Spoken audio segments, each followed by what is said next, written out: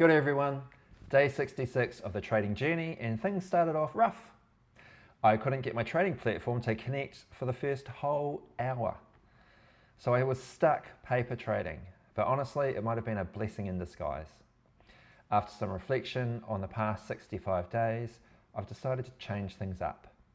Today marks the start of a 2-week challenge where I'll be following a much more disciplined approach. More on that shortly, but this was a big shift for me.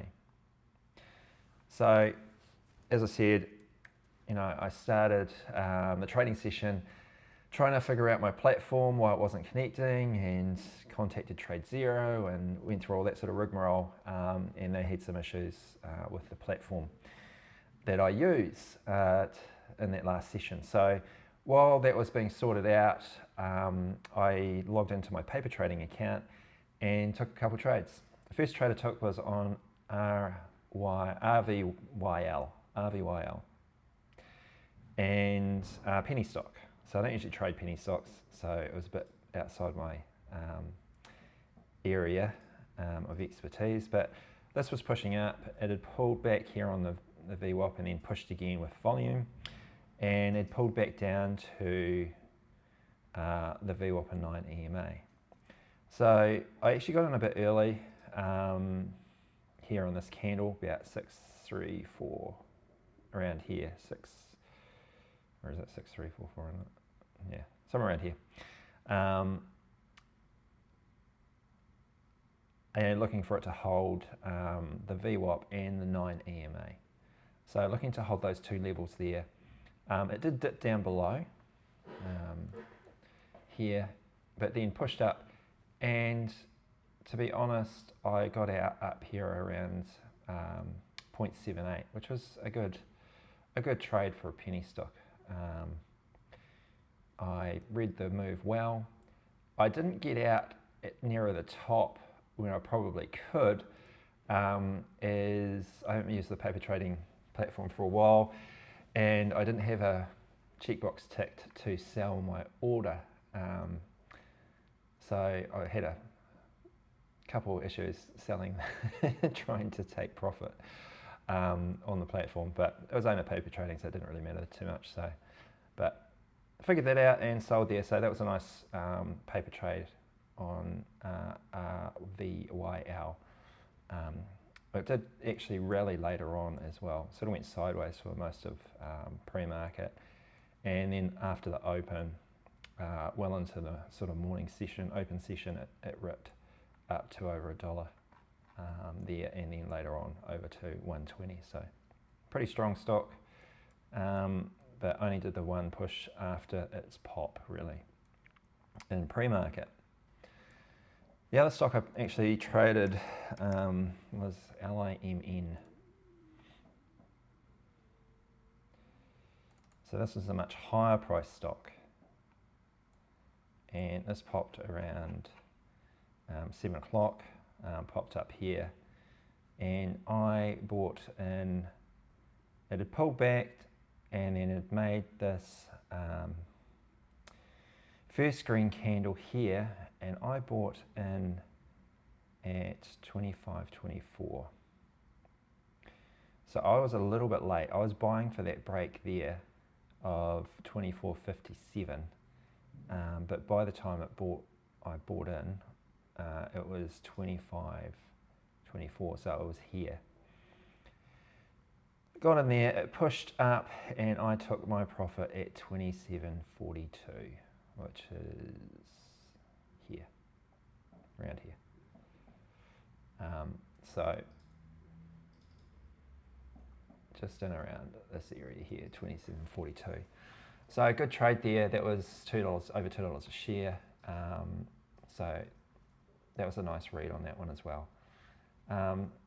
This is the difference between me paper trading and trading live, is I lose my inhibition.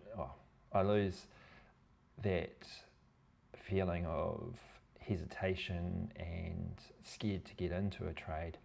I will be more confident getting in, as obviously it's paper trading and the emotional attachment isn't there.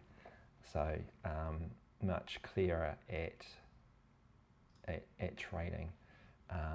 those setups. So those are the two paper trades I took. Both were green. I wouldn't have taken either of them, to be honest, in my live account, mainly because they're outside of my strategy. I don't usually trade penny stocks. I try not to. And, you know, the price on LAMN was too expensive for me for my account anyway.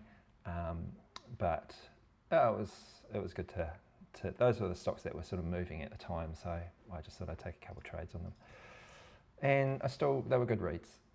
You know, they worked straight away, they resolved straight away in the right direction, and that's the type of trade that I really need to be taking in my own price range though.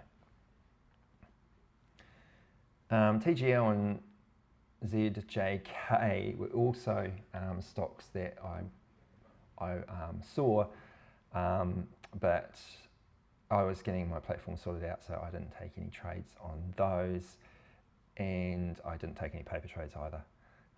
But both sort of popped up during that time.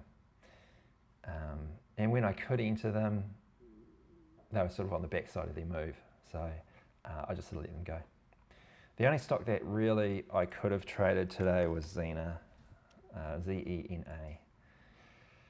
And part of me was a bit reluctant to trade it as well. I've traded Z-E-N-A in the past, and I didn't do well on it.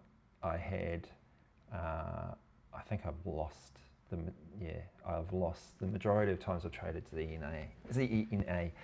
I have been on the red side of the stock, so that sort of played in my head as well, I think. And I saw it make the high here around $5 and then pull back down to the 9 EMA.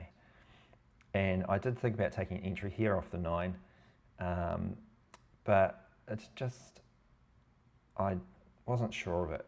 Like, I wanted to see confirmation first. So even though it dipped down here into the 9 and held on this candle, I just wanted to see that the next candle was, you know, breaking through that high here, but it didn't. And so I didn't get in on the next candle. And then when it did, the volume was kind of, let me just bring that across a bit. So when it did break that candle, the volume wasn't great. It was lighter volume. And it had this topping tail. And then it put in another one that broke VWAP, but topping tail again, lots of selling pressure.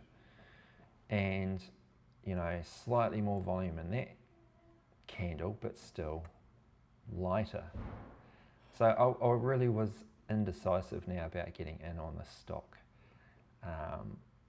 And really the next candle here possibly was an entry to get in on the dip, or as it, you know, pushed back up. But this candle here's bullish. It's a lot more bullish. You know, the volume's still kind of the same level really, but it closed with a flat top.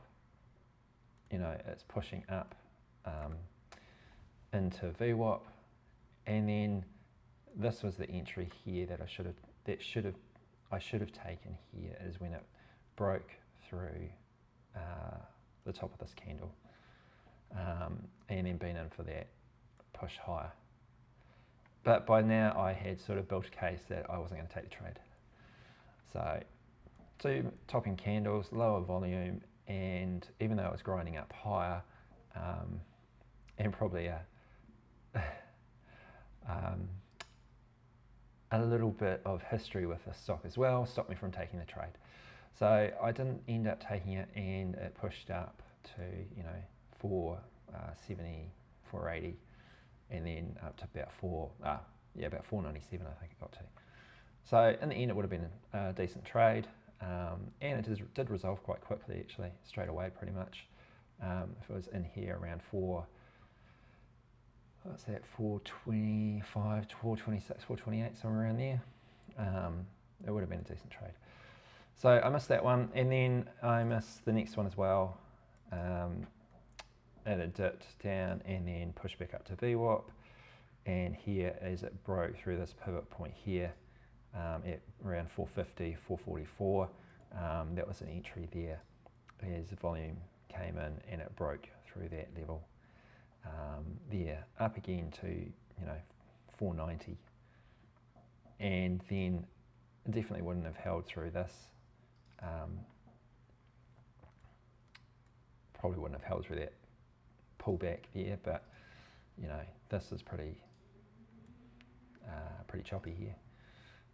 Not a great candle to get back in on, so I probably wouldn't have traded anything through here really. Maybe an entry there, but yeah, not sure about that. But definitely an entry here as it broke through this level, this pivot level here. But I missed that as well. And by, I didn't see this one at all. I think I was looking at something else around 9 o'clock. And then at the open, I did think about getting in, see if it would push higher. And it did push up to 510 and that sort of thing, but didn't look that strong. I mean, this flushed all the way back down here, and then dipped even further down here. That didn't show that it was really that strong. Not until it sort of pushed up here, held just above VWAP here, breaking this level here, and then eventually coming up and breaking through that previous high, and also broke through the pre-market high as well. And yeah, but it looks pretty choppy through this area. I didn't watch this, by the way. I watched it through to about here as it pulled back down to here, and then I shut my system down. So that was Xena. So at the start of this video, I mentioned I have decided to commit to a 2-week challenge to see if I can turn things around in my trading. I'll be sticking to one setup, one risk model, and limiting myself to 2 trades per day max, with performance judged by execution, not outcomes. Today was day 1 of that challenge, and I think I did pretty well not taking that trade on Xena. It didn't quite meet the criteria. It was frustrating having platform issues at the start of my session, but sticking to the plan today felt like a win in itself. I'm hoping this 2-week challenge will bring some much needed structure and help me rebuild confidence and consistency in the process. If you're curious about my 2-week challenge and want to know more about the strategy I'm following, let me know in the comments. I'm happy to share more detail in a separate video. Maybe over the weekend if there's interest. I will see you tomorrow. Hei a popo.